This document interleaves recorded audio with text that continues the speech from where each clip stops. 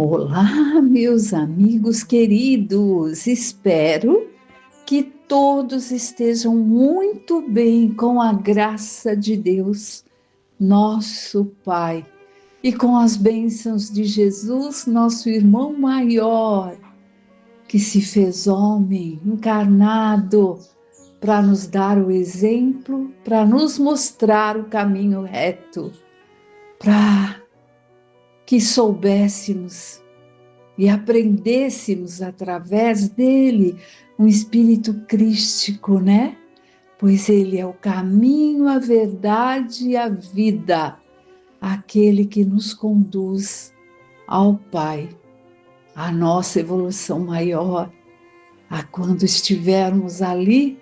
Todos nascemos, né? Como já disse em vários estudos, simples e ignorantes.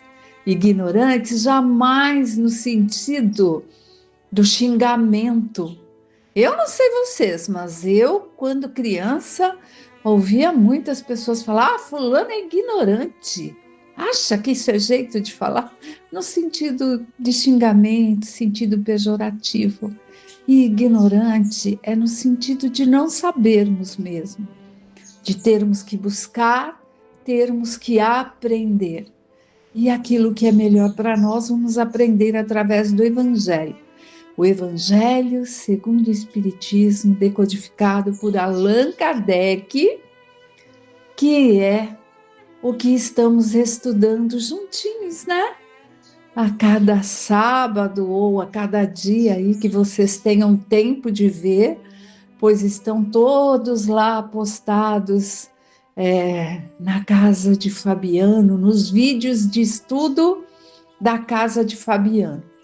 E eu sou aqui, né, nascida em Cipó, moro em Bugaçu e participo da Casa Espírita União, aqui em Cipó, que é um dos bracinhos das muitas casas que a casa de Fabiano, Frei Fabiano de Cristo, abrange, abraça e está ali tudo num só.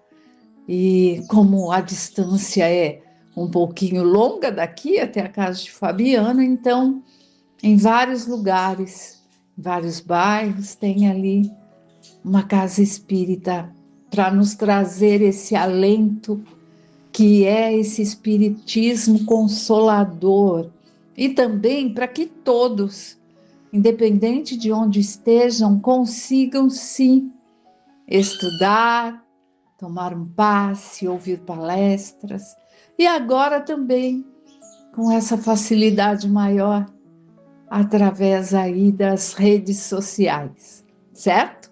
Bom, então, nós estamos ali no início do capítulo 7 do Evangelho segundo o Espiritismo, bem-aventurados os pobres de espírito. O último encontro que tivemos foi ali falado sobre o que vem a ser pobre de espírito. Será que pobre de espírito é aquele que não tem bens materiais? Será que é aquele que não sabe nada? O que os outros que carregam ali um orgulho exacerbado, um egocentrismo, falar pobre de espírito. Isso daí é para pessoa simplória, que não tem noção do que é o quê. Não, não é disso que se trata. Então, só estou relembrando, porque alguns podem não ter assistido, né, a palestra anterior. Então, gente, pobre de espírito é aquele que sabe que está aqui, neste mundo encarnado, para poder aprender. É uma pessoa humilde, né? Humilde, não no sentido de menor que as demais, porque há muita confusão entre isso. Por isso eu estou me detendo aqui nesse início falando disso, mas é aquela que sabe, como dizia Sócrates, sei que nada sei, né? É a pessoa que vê que tem sim necessidade de aprender, o aprendizado em todas as áreas, principalmente no quesito aí evangélico, né? Do Evangelho de Jesus, porque cada vez que eu leio, eu pego ali uma palavrinha que eu falo, nossa, nunca pensei nessa palavra, e como muda o entendimento que eu tive da última vez que eu li. É estar disposto e aberto ao aprendizado em todas as áreas. Na área acadêmica, de estudo ali formal, na área de interesses culturais, na área científica, aprendizado no geral. Quem está aberto ali ao entendimento. Mas principalmente aquele que não se vê ali como eu sou todo-poderoso, ninguém sabe mais que eu. Isso é orgulho. Ele não retém, o pobre de espírito é aquele que não retém em si o orgulho. Ele não se acha o bam, bam do pedaço, sabe? A última bolacha do pacote, como a gente diz nos nossos tempos, né? Nossa, parece que pensa que é a última bolacha do pacote. Não é, não. Geralmente a última bolachinha está lá toda esmigalhada, amassadinha. Raro isso não acontecer. É aquele que sabe que não é maior nem melhor que ninguém. Todos somos filhos de Deus Pai, criados à sua imagem e semelhança, e criados simples e ignorantes, no sentido de estarmos evoluindo, evolução em dois mundos, né? Como André Luiz veio nos mostrando, para mim foi um acordar em relação ao espiritismo que eu já estava frequentando há anos. Mas quando eu fiz o estudo desse livro, eu vi ali que nós todos somos uma centelha divina desde o princípio de tudo, e que tudo vai evoluindo e mudando e transformando para melhor. Então é isso que quer dizer esse capítulo. É sobre quem tem a humildade de se reconhecer como um ser, um espírito em processo de melhoramento e que não se acha o perfeito. Eu sou a Silvia Helena, eu sou perfeita, não tenho mais nada que aprender. Deus Pai, livre-me de um dia pensar assim, porque aí significa que eu estarei estacionada, né? E aí nós vemos também que bem-aventurados os pobres de espírito, porque dele é o reino dos céus, reino de Deus. Porque Jesus também nos ensinou quando ele diz, meu reino não é desse mundo, né? É do plano espiritual, é da nossa vida maior, aquela vida infindável, porque somos espíritos eternos. Bem, agora que já deu para relembrar o que é ser pobre de espírito, vamos lá? Nós paramos na leitura na página 91 do Evangelho, no meu pelo menos é. E lá no terceiro parágrafo, porque esse comecinho estava justamente explicando o que era ser pobre de espírito, né? O título é O que preciso entender por pobre de espírito? E não deu tempo de ler todo essa explanação que foi feita aqui, e aí eu tive que parar ali no terceiro parágrafo, mas vamos continuar agora. É assim que é, a vida é uma continuidade, sempre tem que te continuar e aprender. Não deu tempo de chegar no final desse item, não. Mas ótimo, relembramos porque faz tempo que eu ouvi, né, essa palestra, então consegui relembrar o que é ser pobre de espírito. Vamos lá? Quando se recusam a admitir o mundo invisível, é um poder extra-humano. Não é porque isso esteja acima de sua capacidade de entendimento, mas porque o seu orgulho se revolta contra a ideia de que haja alguma coisa acima da qual não se possam colocar e os que faria descer do seu pedestal.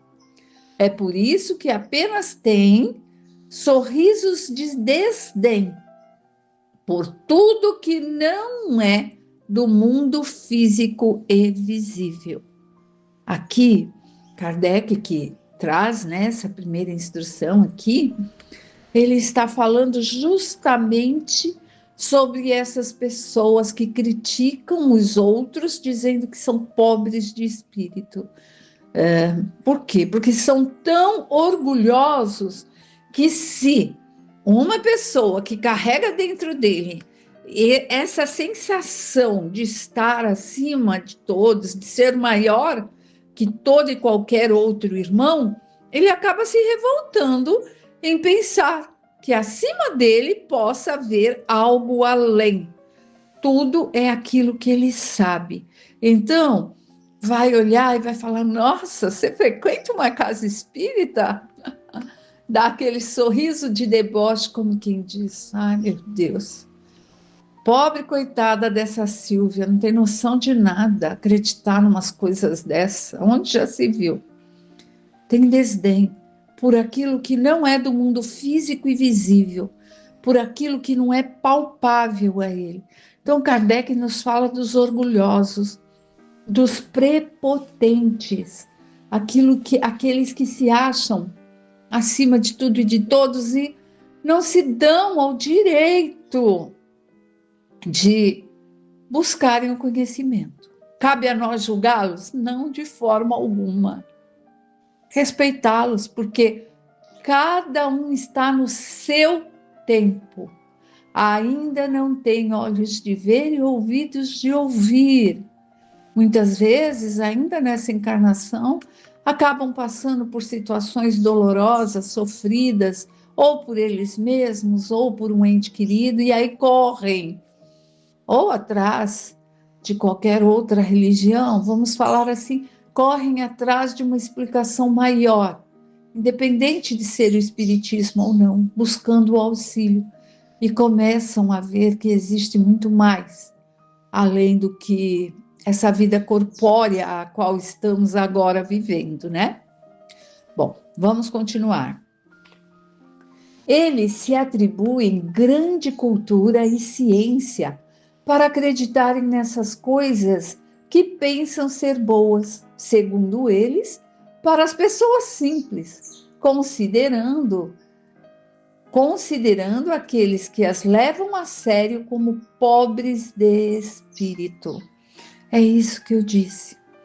O orgulho, a prepotência está ali tão insuflada, tão alta, que veem as pessoas simples que buscam o conhecimento como pobres de espírito, como pessoas sem capacidade de entender o lado científico, o lado material. E por quê? Por quê será que isso acontece? Porque as pessoas orgulhosas só conseguem ver, só conseguem crer naquilo que lhes satisfaz. Me satisfaz? Ótimo, então eu acredito. Pode todo o resto do mundo estar dizendo que aquilo não é bom, mas me satisfaz. A mim isso aqui é o certo, todo o resto está errado. São pessoas que não têm olhos de ver e ouvidos de ouvir, porque só ouvem o próprio ego, o seu orgulho fala mais alto, está ali tão, eu sou, eu posso, eu consigo, fala tão mais alto que são dignos de caridade, de preces por eles, e não de insultos, e não de dizer, que morra a míngua, de forma alguma, mas de dizer, Deus Pai, olhai por esse irmão, e que se for da vossa vontade, que acorde ainda para esse conhecimento de avanço moral, que é o que nos ensina o Evangelho de Cristo, é esse avanço, esse conhecimento moral, para que nos melhoremos lá dentro de nós, não é melhorar o entorno. Não é o entorno, não é a pessoa com quem eu convivo, é a mim. Eu é que sou a peça-chave e que depende só de mim. Então é pedir a Deus para que eles tenham ali a capacidade de perceber, se for da vontade do Pai, que seja nessa encarnação, né? Porque aí conseguem estar ali se adiantando e se melhorando. Bom, entretanto, digam o que disserem, forçosamente entrarão como todos os outros no mundo invisível que ridicularizam. É aí que seus olhos serão abertos e que reconhecerão seu erro.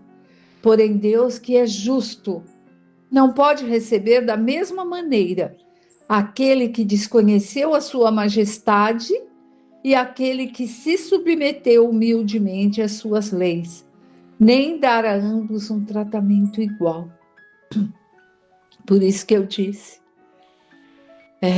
quando estivermos diante, conversarmos com um irmãozinho assim, ou irmãzinha, porque existem muitos, às vezes estão debaixo do mesmo teto que nós, e falam, meu Deus, para que tanto ir nessa casa espírita, né? Para que tanta leitura sobre isso?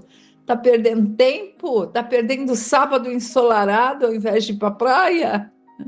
E nós que frequentamos, que estudamos e que sabemos o quanto estamos conhecendo e principalmente nos mudando, porque não adianta só conhecer.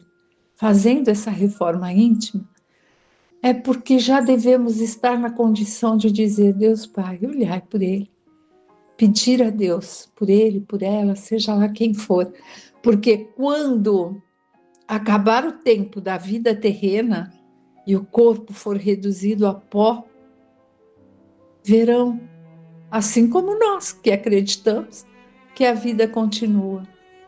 E aí sim também serão atendidos por Deus, mas como diz aqui, cada um à sua maneira, né? Ao dizer que o reino dos céus é para os simples, Jesus quer dizer que ninguém é lá admitido sem a simplicidade do coração e a humildade de espírito. Que o inculto que possui estas qualidades será preferido, e não o sábio que acredita mais em si mesmo do que em Deus. Jesus sempre colocou a humildade entre as virtudes que nos aproximam de Deus e o orgulho entre os vícios que nos distanciam dele. Isso ocorre por uma razão muito natural. Enquanto a humildade é um ato de submissão a Deus, o orgulho é uma revolta contra ele. Mas vale, pois, para a felicidade futura do homem ser pobre de espírito, no sentido do mundo, e rico de qualidades morais. É isso. A riqueza que precisamos e devemos buscar, angariar, enquanto estamos estagianos nesse corpinho de carne que ganhamos de presente aqui ao reencarnar, é a riqueza das qualidades morais. É para isso que reencarnamos.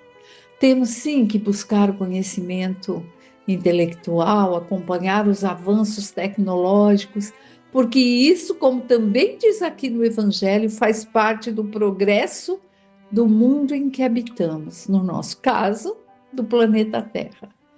Mas as qualidades morais nunca ficam em segundo plano. É preferível ser chamado de simplório, de pessoa ignorante no sentido pejorativo que dizem, mas estarmos buscando por onde nos melhorarmos como ser humano que somos, como filhos de Deus. Fazer ao próximo o que gostaria que a mim fosse feito. É isso. Se eu pensar nisso todos os dias e tentar agir assim, eu estarei me melhorando. E eu preciso me amar para isso, amar ao próximo como a si mesmo. Então eu não posso deixar-me cair em depressão, em baixa estima. E se formos ver, o Evangelho é um conjunto de tudo e precisamos sim olharmos no espelho e dizer: graças vos dou, Senhor meu Deus, por ser exatamente como sou, E o que tiver que melhorar para que melhore minha saúde física, preciso fazê-lo, pois que o meu corpo físico é a casa do meu espírito. Então, vamos lá, avante, seguindo dia a dia, gotinha por gotinha, conta-gotas, mas aprendendo e pondo em prática tudo aquilo que esse evangelho de amor nos traz. Certo, meus irmãos? Bem, acho que extrapolei um pouquinho o tempo, mas há tempo ainda para desejar a todos uma ótima semana. Que Deus Pai esteja abençoando, cuidando, protegendo e dando discernimento, entendimento da vida e dos ensinamentos de Cristo. Fique em paz, que Deus esteja com todos e até breve.